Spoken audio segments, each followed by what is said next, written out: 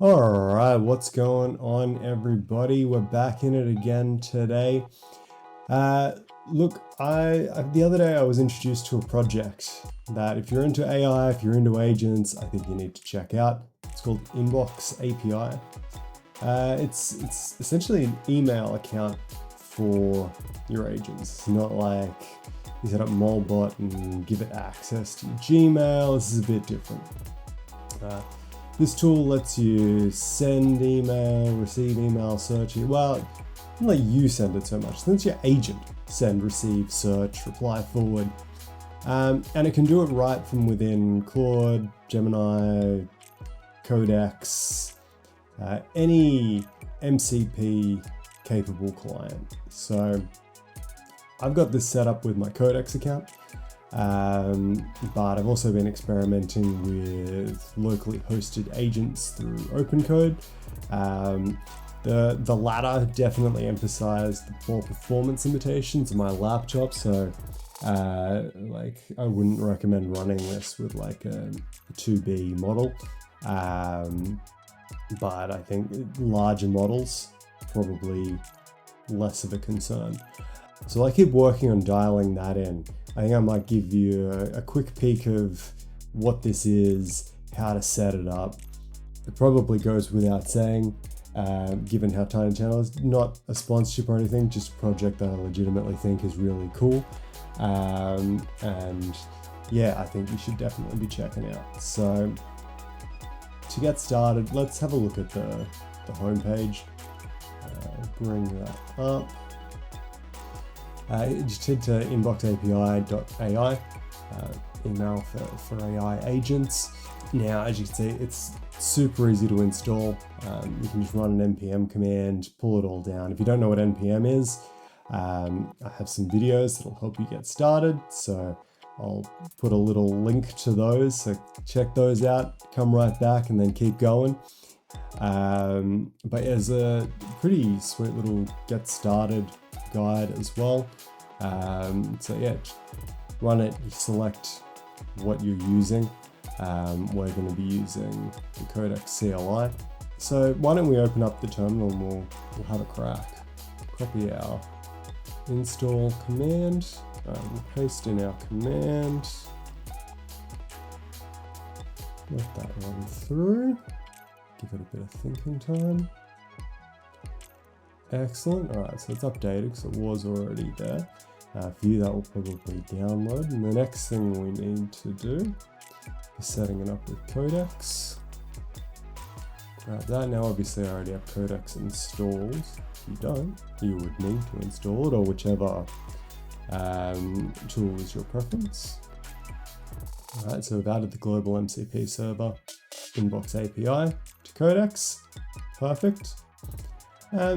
And that's it. So it's as easy as that. Now you can start asking it questions and getting it to do things. Why don't we give it a try out? Let's open up Codex. We will let it work in that folder happily. All right. Let me say what's email address.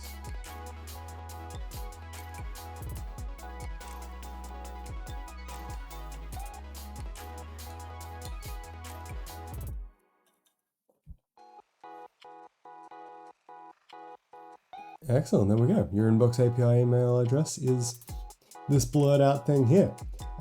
Because honestly, I don't want to hurt your feelings, but I don't want you sending emails to that. Mostly because, spam things, but I think also, from a security standpoint. That said, with security in mind with this, it has actually been a pretty good consideration. I actually really like this as a tool because they've really thought through the security side of things. It keeps an address book, so when you're sending an email to someone from this tool, it will capture it. And then based on if it knows the person sending an email from your address book, it determines the level of trust that it's going to put in an email headed to this address.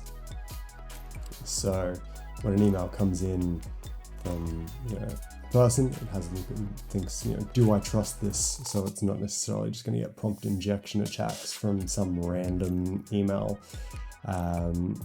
sender. When an email comes in from another agent too, it will flag it with you to check it before acting on it.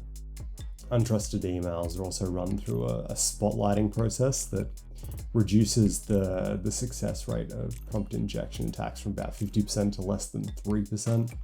Outbound emails coming out of the tool are also scanned for tokens or credentials. So if your agent accidentally tries to send an email containing a JWT or an access token or something, the message is rejected before it ever leaves the platform. So it's pretty locked down as far as agentic tools can be.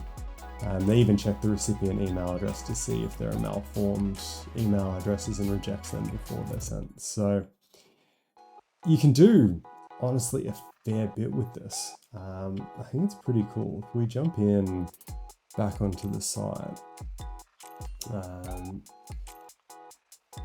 let's jump into the docs and have a quick look at our reference. So we can do a heap of stuff here in terms of how we handle our emails. So you can read emails, search them. It will handle threads, as in email threads, not as in the Threads API from Meta. It can send emails. There's some utilities in there. It can handle its own bug reporting. We've got some details here on the trust, how we handle spotlighting. It's actually pretty well put together as a tool, I think.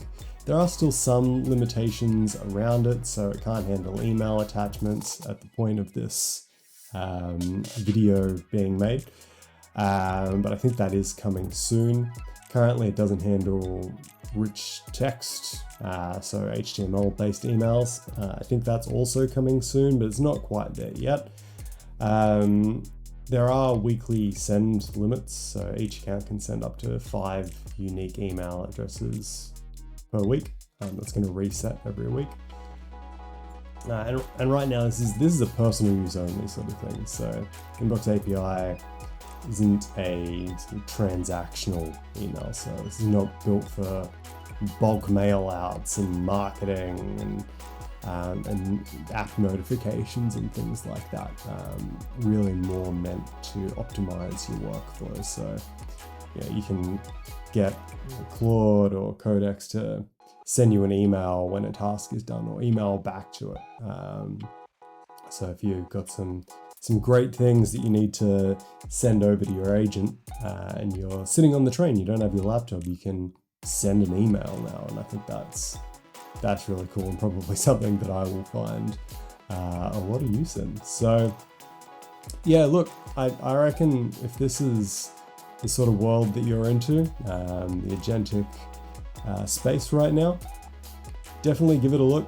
I think it's very cool, and yeah, let me know what you think down below. Drop a like if you found this helpful. Subscribe if you want to hear more. And until next time, have a good one.